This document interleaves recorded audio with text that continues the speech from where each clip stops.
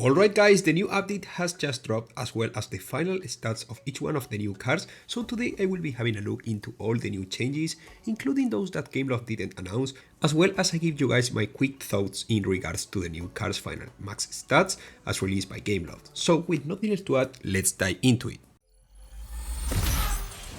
Okay, so first of all, we can appreciate that right as we open the game, there is a brand new commemorative loading screen celebrating the 25th anniversary of Gameloft, and I am quite sure that it will stay until the end of the anniversary celebrations. Once the game is open, we get those nice flashy screens displaying all the new content, cars and that stuff coming this update, and allow me to remind you guys that the new Gauntlet game mode as well as the new season and quite probably the VIP system will arrive the 3rd of April. This is this Thursday. Okay, so now that I mentioned the VIP system, it's time to have a look into it. You can see the VIP level you have and all the updates about it from your in-game profile section, and be aware that not a single purchase you make until the 3rd of April will count for the VIP system progression. Also, I saw some doubts, so let me be clear. Any purchase you may have made before the VIP system was added to the game won't count for your VIP progression, and despite most of the VIP points available will be locked behind in-app purchases, this is available by real money. Theoretically, Gameloft said that some of these VIP points will be obtainable from some kind of events. Still, I do really think it's safe to say that the amount of VIP points available for those free-to-play players will be quite small, something similar to what happens with the overclock chips. I personally wouldn't recommend you guys to get angry about this because aside from the car hunt and showroom autoplay features, the VIP system won't make a massive difference if you have been playing completely for free until now. I am quite sure that some of you guys will still say in comments that, that the game is dying because of this, but I don't see it like that, and I am not spending nearly as much money as I used to. And now that we are talking about spending, let's have a look at the main Drive Syndicate 11 car final max stats.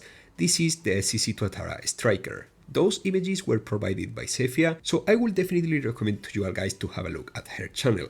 You have the link on this video description, by the way. As we can see, the SCC Tuatara Striker won't necessarily be something close to a king, and if I had to place my bets, I would definitely say that it's closer to the Mistral than the normal SCC Tuatara in terms of usability on multiplayer. It has a decent top speed and acceleration, but the nitro and the handling are not that crazy to justify such a high rank. Regardless of these stats, the true performance of this car will be shown once the test drive appears to the creators. Out of all the other cars, the only ones that somewhat call for my attention are the Toyota GR Super Sport, which seems to be quite decent with such a massive acceleration and great top speed, and the Lexus VIP Sport, which in terms of rank seems to be the 5th highest A-class car, but in terms of stats, it's yet to be seen how those will be translated on the track. With such a massive acceleration, I doubt it will be extremely floaty, so the way this car drifts will be decisive in order to see how good it will be among those at the top of A-class. The 4GT MK4 will certainly bring some battle on B-class multiplayer with such a massive acceleration and decent top speed, but I don't really think it will be great when compared to the B-class kings in terms of lap times. All the other cars are nothing but fillers if I am being completely honest with you guys. Not great stats in most of them, so I will definitely collect some dust on my garage. However, there is a comeback which I didn't expect.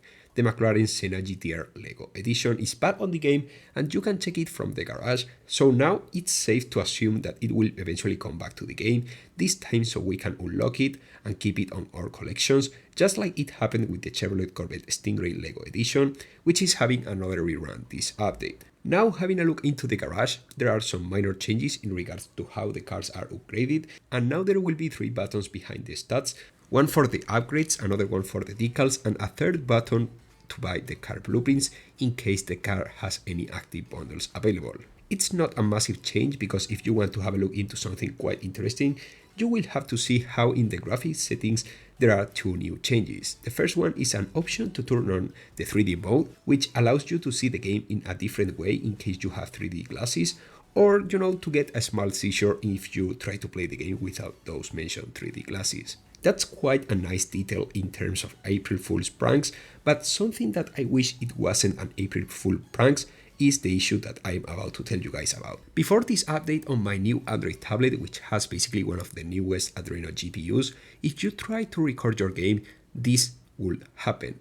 Well, guess what? Gameloft say that they will improve and optimize the game for those devices that have Adreno GPUs on Android, and the issue still persists on my game. And I can assure you all guys that it's a game side error because I have Asphalt Legends China on this device as well, and I can record my screen normally, and the same goes to all the other games I have installed. So yeah, there we have another error that remains unaddressed for another 2 months until Gameloft finds out how to solve it, but meanwhile I won't be able to record anything with my device. It's absolutely lovely to see such dedication to address game errors, really. As the last thing I wanted to check out on this update is the Mercedes CLK GTR buff, which theoretically improved the nitro and handling of this car by a bit. And well, I can say that it feels a bit better now, but it's not a massive deal since it's not like this car is extremely used by everyone these days. It still is nice that they try to make some less used cars more useful though. But now it's your turn guys. What do you think about all these changes and new cars? Which cars are you planning to unlock this season? Make sure to let me know in the comment section, subscribe in order to not to miss absolutely anything, and I will see you really soon as usual with much more Asphalt content. Goodbye guys.